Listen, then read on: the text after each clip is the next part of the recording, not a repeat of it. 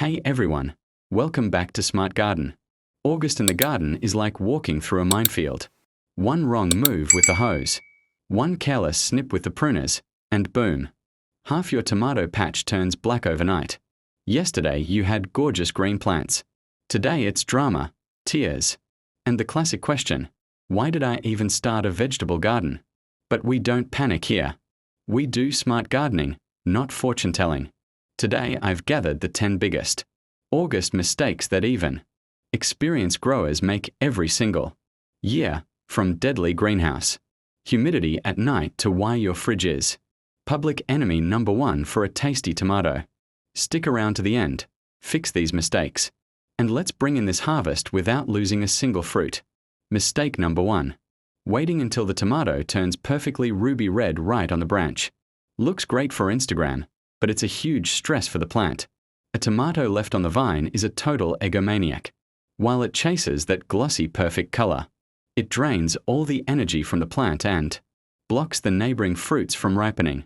And every extra day on the branch in August raises the risk of blight exponentially. Pick tomatoes at the breaker stage as soon as they start changing color and softening slightly. They ripen perfectly indoors, and the plant, relieved of that weight, immediately redirects its energy to the next fruits.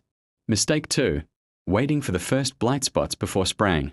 The classic illusion, the leaves are still green, why spray now? I'll wait for the first brown spot. Spoiler, by the time you see that spot, blight is already throwing a house party across every plant, and all you'll do is haul the dead vines to the trash with a sad face. Blight isn't a polite guest who knocks first, it's a night burglar. In August, with colder nights and heavy dew, it strikes fast. Prevention is everything. Spray with biologicals based on Bacillus subtilis or Trichoderma every 5 to 7 days. They build a protective barrier the fungus simply can't get through. Mistake 3. Shutting the greenhouse doors tight at night. It cooled down to 55 degrees Fahrenheit outside, so you seal everything up like a submarine to keep the tomatoes warm. Congratulations! You just built a 5-star spa resort for fungal spores. When you seal the greenhouse, the moisture that evaporated during the day condenses on the roof and drips straight onto the leaves. Water plus stagnant air plus a cool night equals the perfect formula for a blight outbreak.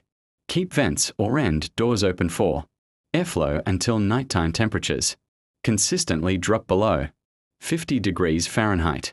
Moving air and dry leaves matter 100 times more than a couple of extra degrees. Mistake 4. Feeding nitrogen out of habit. You see the plant looking tired and dump in some nettle tea or chicken manure. What does the tomato do? It shouts spring is back, forgets about its fruit, and starts pumping out new leaves and thick stems at full speed. Result: a jungle of foliage while the tomatoes stay small and green. In August, nitrogen is banned. Archive it until next spring. Right now tomatoes only need potassium and phosphorus.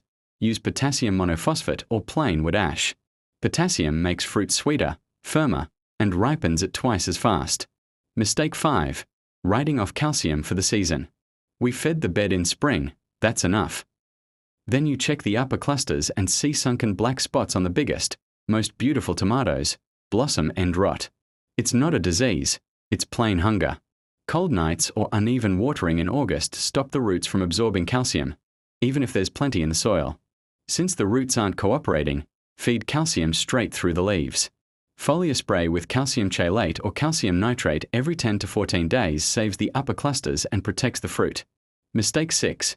Leaving new flowers and buds on the plant. From flower to ripe tomato takes 45 to 50 days minimum. In August, new blossoms are freeloaders. They won't make it before frost, but they'll still drain potassium from the fruit that's already set. Grab the pruners and cut off every new cluster and small bud, sending all the energy into what's already hanging. Mistake 7. Going overboard with pruning, cutting every leaf off in one visit and turning the plant into a bare stalk with a tuft on top. Leaves are the plant's sugar factory. Strip them and fruit turns watery and bland, plus exposed tomatoes get sunscalded on a hot day. Prune gently, no more than 2 to 3 leaves per week, and only strip the stem below clusters that have already fully filled out. Mistake 8. Leaving infected leaves and rotten fruit under the plants, thinking it'll turn into mulch. It won't. It's a biological time bomb. Blight spores take off with the first breeze or watering and infect healthy neighboring plants. The same goes for tossing this debris into your regular compost pile. It survives winter just fine. Bag diseased material and remove it from the property, or burn it, or bury it deep with lime. Mistake 9. The weekend watering swing, bone-dry soil all week, then 2 full buckets dumped on each plant on Saturday. Roots frantically absorb the water, the flesh swells faster than the skin can stretch, and your ripening tomatoes split right on the vine, inviting rot in through the cracks. Water in August should be infrequent but consistently moderate. Split it over 2 days if the soil dried out, and mulch to hold steady moisture. Mistake 10. Coming home at 8 p.m., grabbing cold well water, and splashing it over the leaves to cool the plants down. In August, this is a death sentence for your harvest. Nighttime temps drop to around 54 degrees Fahrenheit. Water droplets sit on the leaves till morning, and you've built the perfect sauna for a late blight or leaf mold outbreak.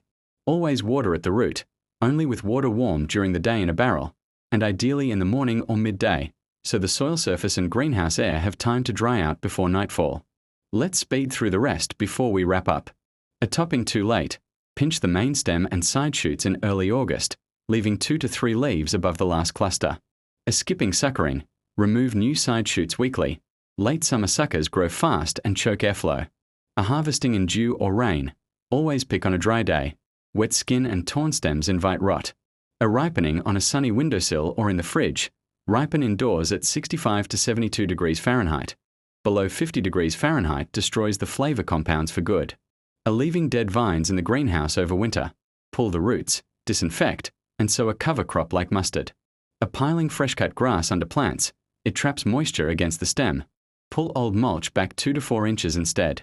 Are ignoring caterpillars and spider mites, treat with biologicals, they'll ruin fruit from the inside out.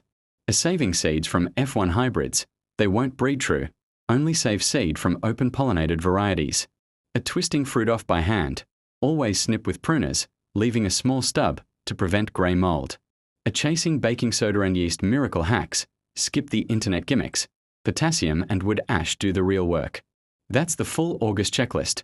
No magic tricks, no kitchen cabinet potions, just solid agri-technique.